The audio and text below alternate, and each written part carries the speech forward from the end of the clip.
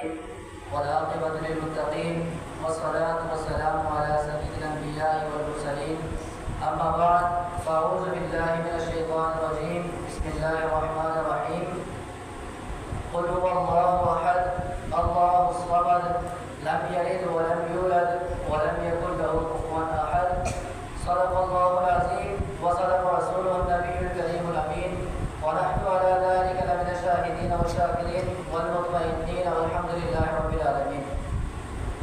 حمد و صلات کے بعد تمام معتکفین اعتکاف کرنے والوں کو السلام علیکم ورحمۃ اللہ وبرکاتہ.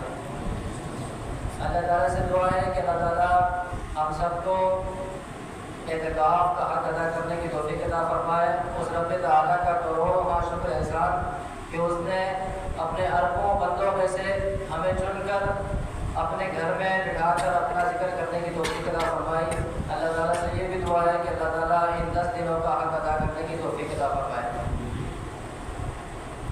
آج کا ہمارا ٹاپک ذات باری تعالیٰ کے بارے میں ہے، رب تعالیٰ کے بارے میں ہے. آپ سب جانتے ہیں کہ اللہ تعالیٰ مسلمانوں کا خالق مالک رازق جو ہے اس کا ذاتی نام اللہ ہے. اگر ہم اقوام عالم جتنے بھی لوگ اس دنیا میں رہتے ہیں پچھلی قوموں کی یا ابھی جو چل رہی ہے ان کی بات کریں، ان کے خداؤں کی بات کریں تو آپ دیکھیں گے کہ کسی نے 2 خدا بنائے ہوئے ہیں، کسی نے ایک خدا بنایا ہوا ہے، لیکن ایک کو اس کی ذات و صفات کے اعتبار سے اس کو ناقص اعتبار سے اس کو مانتے ہیں، کامل اعتبار سے نہیں مانتے. کسی نے 3 خدا بنائے ہوئے ہیں، کسی نے لاکھوں خدا بنائے ہوئے ہیں. لیکن جہاں مسلمانوں کی بات آتی ہے تو اسی طرح جیسے کوئی ایسے بھی ہیں کہ جو بالکل بھی کسی بھی خدا کو نہیں مانتے. تو اللہ تعالیٰ نے قرآن مجید میں ارشاد فرمایا کہ قل هو اللہ احد، اے محبوب فرما دیجیے کہ وہ اللہ ہے اور وہ ایک ہے، یکتا ہے. رسول اللہ صلی اللہ علیہ وسلم سے جب آپ صلی اللہ علیہ وسلم نے دین اسلام کی دعوت دی قریش کو تو انہوں نے بھی یہ کہا کہ تب وہ لوگ بھی بتوں کی پوجا کرتے تھے، ایک سے زیادہ خداؤں کو مانتے تھے. تو انہوں نے کہا کہ یا رسول اللہ محمد ہمیں بتائیے کہ آپ کا رب جو ہے وہ کیسا ہے، کیا وہ مٹی کا ہے، چاندی کا ہے، سونے کا ہے، یا پھر آپ کے رب کے رشتے دار کون سے ہیں. ان سے لنا ربک، اپنے رب کا نسب نامہ بیان کرو. تو اللہ تعالیٰ نے یہ پھر سورۃ نازل فرمایا، اللہ نے فرمایا کہ یہ محبوب آپ فرما دیجیے. آپ صلی اللہ علیہ وسلم کی زبان سے یہ فرمایا کہلوایا کہ کوئی آپ کہے. تو رسول اللہ صلی اللہ علیہ وسلم آپ صلی اللہ علیہ وسلم نے 40 سال زندگی ایمان پہ، اپنے ایمان پہ اور سچائی کے ساتھ گزاری. آپ امین اور صادق تھے، آپ نے زندگی میں کبھی بھی جھوٹ نہیں بولا. تو ہم سب کی یہ عادت ہے کہ ہم اس بندے کی بات مانتے ہیں جو سچا ہو. 2 بندے ہوں اور ان میں سے ایک سچا ہو جو کبھی جھوٹ بولتا ہو کبھی نہ بولتا ہو، ایک بندہ ہو جو بالکل ہی سچا ہو، کبھی بھی اس نے زندگی میں جھوٹ نہ بولا ہو، امانت میں خیانت نہ کی ہو، امین ہو، تو ہم اس کی بات مانتے ہیں. تو رسول اللہ صلی اللہ علیہ وسلم نے اللہ تعالیٰ نے آپ صلی اللہ علیہ وسلم کو ایسے خصائل ایسے وصف دیے تھے کہ وہ کفار جو تھے وہ آپ صلی اللہ علیہ وسلم کی بات ماننے پر مجبور ہو گئے. ان میں سے کچھ ہوئے، کچھ نے کہا کہ یا رسول اللہ ہمیں بتائیں کہ آپ کا رب کیسا ہے، کون ہے، کیا کون سے رشتے دار ہیں. کیونکہ ان کے وہاں رب کا تصور یہی تھا کہ وہ مٹی کے، چاندی کے یا ان کے رب کے رشتے دار وغیرہ بھی ہیں، بیٹیاں ہیں، بیٹے ہیں، جیسے ہندوؤں کا تصور ہے. تو اللہ تعالیٰ نے فرمایا کہ قل هو اللہ احد، اے محبوب فرما دیجیے کہ وہ اللہ ہے اور وہ ایک ہے، یکتا ہے. اسی طرح اللہ تعالیٰ کے بارے میں ہمارا عقیدہ ہے کہ اللہ تعالیٰ ایک ہے، واحد ہے، اور اللہ تعالیٰ اپنی ذات، صفات، احکام، اسماء سب میں یکتا ہے، کوئی اس کا شریک نہیں، نہ ہی ہو سکتا ہے. اللہ تعالیٰ ایسا خالق ہے کہ بغیر کسی مشقت کے اس نے ہم سب کو پیدا فرما دیا. ایسا رازق ہے کہ اس کو کوئی محنت نہیں کرنی پڑتی رزق دینے کے لیے.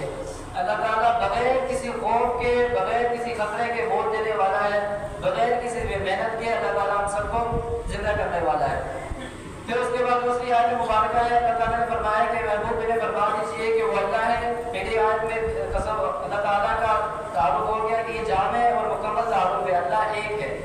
پھر دوسری آیت میں اللہ الصمد، وہ اللہ تعالیٰ بے نیاز ہے.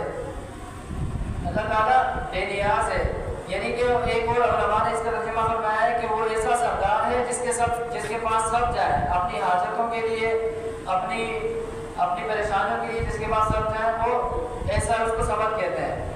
پھر اگلی آیت میں اللہ نے فرمایا، پھر انہوں نے کہا کہ اپنے رب کا نسب نامہ بیان کرے کہ وہ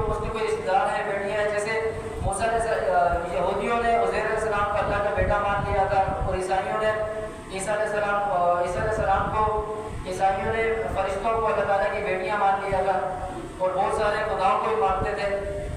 تو پھر اس آیت میں اللہ تعالیٰ نے اگلی آیت میں فرمایا کہ لم یلد، نہ ہی اس کو کسی نے جنا ہے، ولم یولد، نہ اس نے کسی کو جنا ہے، ولم یولد، نہ ہی وہ کسی سے جنا گیا ہے. تو میری آیت میں فرمایا کہ وہ ایک ہے، تعارف کروایا. پھر دوسری آیت میں اس کی صفت بیان فرمائی، الصمد، وہ بے نیاز ہے، کسی سے وہ عاجز نہیں ہے، بے نیاز ہے، سب کا سردار ہے، سب کی حاجت روائی کرنے والا ہے. تیسری آیت میں رشتہ داروں کے تصور کو مٹا دیا ہے کہ اللہ تعالیٰ کے کوئی رشتہ دار نہیں ہے، نہ کوئی بیٹیاں ہیں نہ کوئی بیٹے ہیں، بلکہ خالق ہونے کے لیے بیٹا اور بیٹی ہونا وہ حادث ہے. حادث جو چیز ہے وہ ختم ہونے والی ہے. جو خالق ہے وہ ایسا ہونا چاہیے کہ جو کبھی بھی ختم نہ ہو، قدیم ہو، ازل سے ہو. تو اللہ تعالیٰ ازل سے، اور بیٹیاں اور بیٹے ہونا یہ مخلوق میں آ جائے گا. تو مخلوق کبھی بھی خالق نہیں ہو سکتی. تو اگلی آیت میں لم یلد، اللہ تعالیٰ نے کسی کو پیدا نہیں فرمایا، ولم یولد، نہ ہی کسی سے وہ پیدا ہوا ہے. ولم یکن لہ کفوا احد. پھر اگلی آیت میں فرمایا کہ ولم یکن لہ کفوا احد، اس کے ہمسر کوئی نہیں ہے، اس کے جیسا کوئی نہیں ہے. اللہ تعالیٰ صفات میں، ذات میں، کمالات میں، اسماء میں